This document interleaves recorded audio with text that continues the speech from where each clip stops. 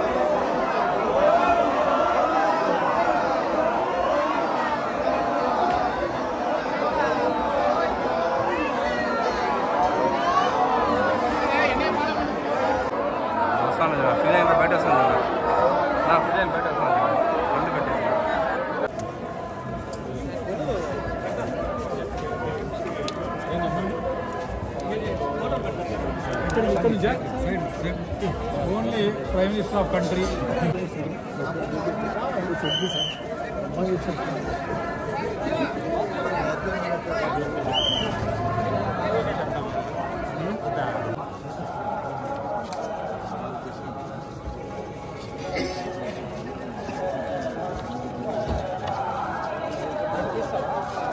आगड़ रवीन बिलवा रवीन है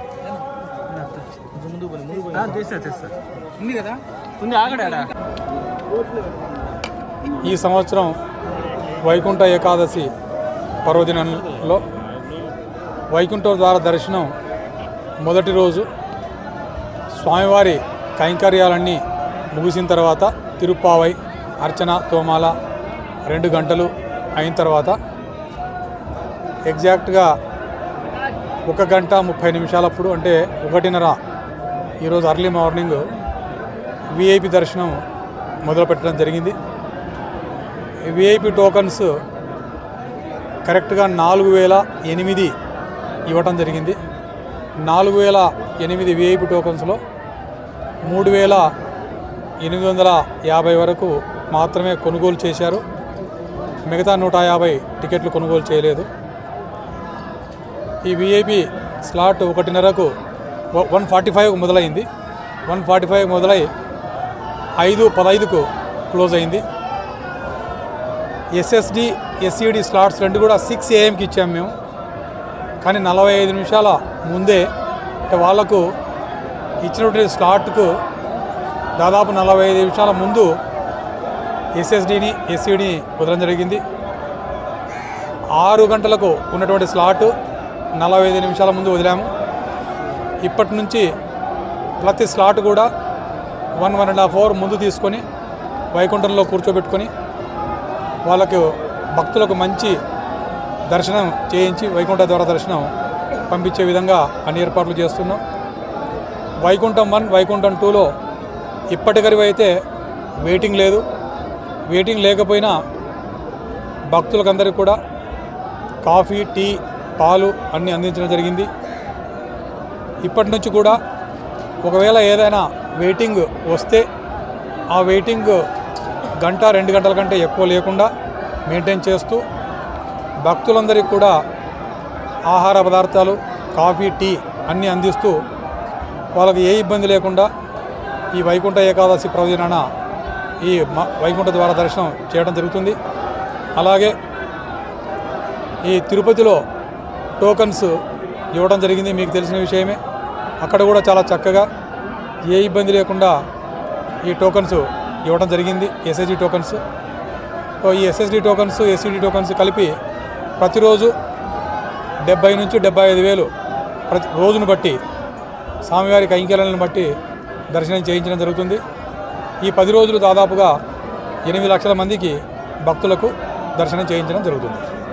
పరమ పవిత్రమైన వైకుంఠ ఏకాదశి శుభ సందర్భంగా టీటీడీ అత్యద్భుతమైనటువంటి ఏర్పాట్లు నిర్వహించింది. భక్తులందరూ కూడా చాలా సంతృప్తితో భగవంతుడిని దర్శనం చేసుకొని వైకుంఠ ద్వారం గుండా బయటికి వస్తూ తమ ఆనందాన్ని వ్యక్తపరుస్తున్నారు.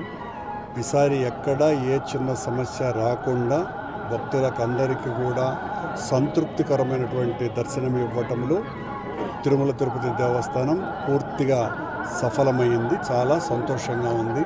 భక్తులకు అందరికీ కూడా వైకుంఠ ఏకాదశి సందర్భంగా స్వామివారి ఆశీస్సులతో శుభాకాంక్షలు.